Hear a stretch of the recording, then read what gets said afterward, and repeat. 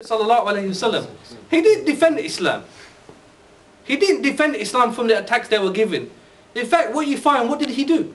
He went in the offensive. He attacked their way of life, and he showed how their way of life was wrong. And in the same way, I actually sat down and thought, rather than trying to sit here and trying to defend why we make our women cover, yeah, and why, is there a legitimate difference of opinion with regards to the hijab and the niqab? Are women really second-class citizens? Can they get educated? Are they allowed to own property? Are they allowed to own their own businesses? I thought, rather than trying to sit here and trying to defend Islam, let's put their system, let's put their way of life under the microscope, and let's see how they treat women comes up. And there's a very famous, old English saying that I remember from the playground. The statement, "People who live in glass houses shouldn't throw stones." Yeah, if you remember that from the playground. Yeah, people who live in glass houses shouldn't throw stones. And this is a perfect statement that we can really apply to the West. Because if you look at the Western society is anything but liberated for women. Can you really call Western women liberated? And this is my evidence. What's the price, what's the value of a woman in Western society today? What's the monetary value that's attached to women today, to the Western woman? You know how much she's worth? 30 pence. You know why I say that? The cost of a Sun newspaper. That is the value that's attached to women today, 30 pence. And in fact, what you find over the last 10 years, the value's actually gone up, because the Sun used to be worth 20 pence. Yeah? It used to be 20 pence, it's actually gone up to 30 pence. And it's not gone up because the value of women's gone up. Yeah? It's gone up because it costs more to print on paper. So in fact, the value of women haven't gone up at all, it's just it costs more to print a picture on the paper. But that's it. Yeah, if you want a career in the West, you want a good way of, and a good, easy way of making money, go into advertising. Yeah, go into advertising. Get a career in advertising. You know why? It's easy to be in advertising. Whatever you're selling, stick a woman on it. You're guaranteed to sell. Yeah? So you want to sell chocolate, like Flake, stick a woman on it. You want to sell a car? Stick a woman on it. Look at this computer game, Tomb Raider. Yeah? Tomb Raider. How do they get millions and millions of youth to buy these games? Stick a woman like Lara Croft on it, and what happens? Flies out the shelves. So you see in this society, sex sells. This whole idea is because I'm worth it. You've seen that advert? Which she said, because I'm worth it. So what you find in Western society, how they use women. They use women to sell absolutely everything. Have you ever seen these car magazines? What happens in these car magazines? Yeah, one picture of the car, 15 pictures of women. Yeah, you go to these car motor shows, what happened? They're draped all over the place with women. So in this society, this is the way they treat women. This is the value of women to them. They're nothing more than a commodity which you can buy and you can sell. These new men's mags that you get coming out now, Nuts and the rest of them that you got coming out. Yeah? Forcing women to look in a particular way. What's the whole idea of these magazines? They're not there for political and intellectual content. Yeah, they're not there to give their view upon the economy, an intellectual view behind the rise and fall of Chelsea.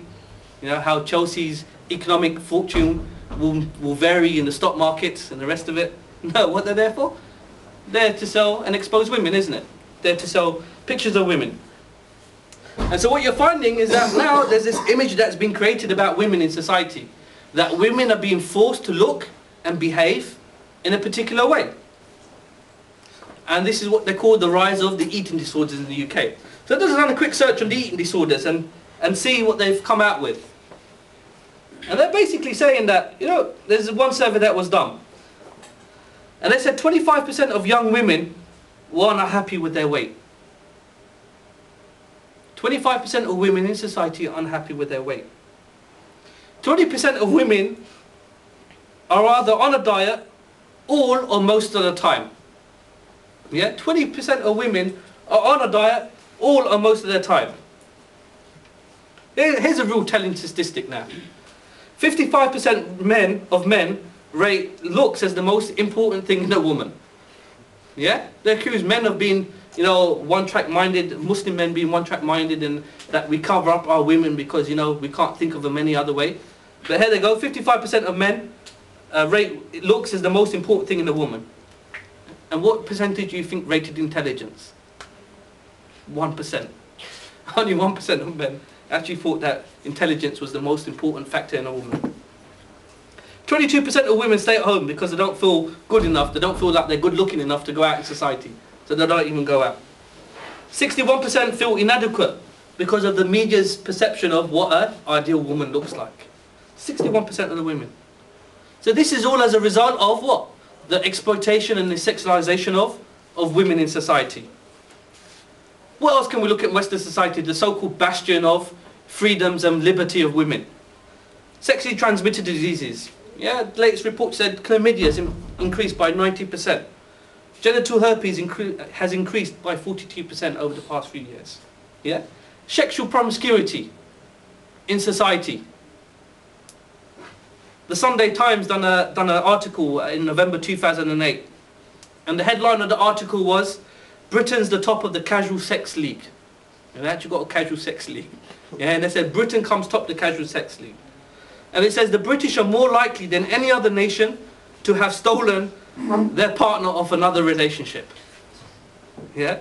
It says 1/3 of men have poached their women from another relationship.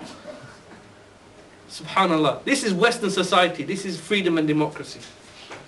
And the last bit that the article says is that women are becoming increasingly more promiscuous and they will overtake men in their promiscuity.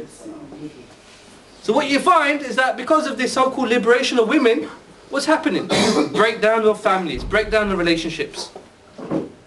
Teenage pregnancies. You know, our friend Alfie Patton, who now turns out isn't the father of that child. You know, the 11-year-old who supposedly had a kid with that 15-year-old girlfriend, who his brother is now claiming that's his child, and everyone else is claiming that's his child.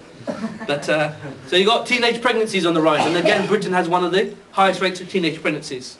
Single-parent families, like I mentioned, and breakdown of family structure in Britain as a result of sexual promiscuity. Paedophilia. Only a few weeks ago, Vanessa George, a nursery teacher in a Little Ted's nursery in Plymouth, was arrested for circulating and taking, you know, graphic images of children.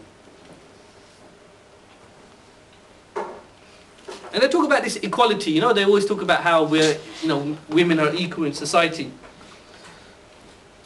So I just thought, let's have a look at gender pay. What's the rate of pay between men and women like in society?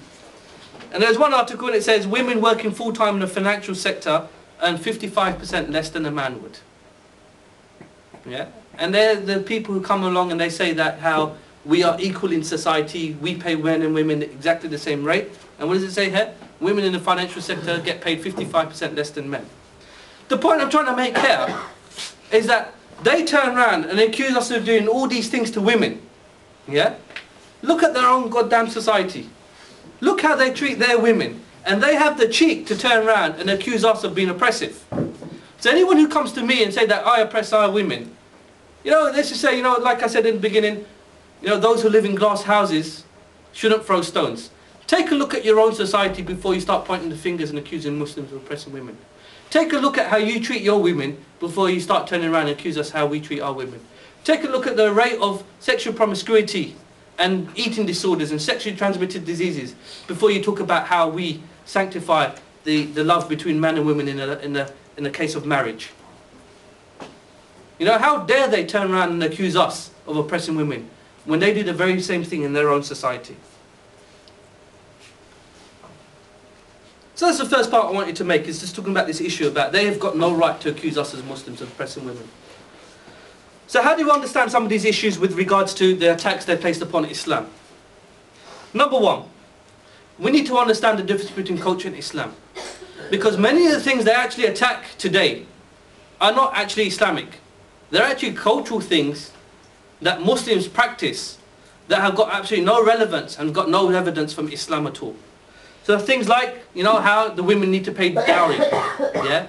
How women are second-class citizens, yeah? How women are inferior, women can't drive, women can't have education, you know, forced marriages, yeah? None of these things are Islamic. And none of these things are actually based upon Islam. What you find, these things emanate from some of these sub-Asian continent cultures. Yeah? These cultures more associated with Hinduism than Islam. These are cultures that we brought over with us Yeah? They've got no basis in Islam. Got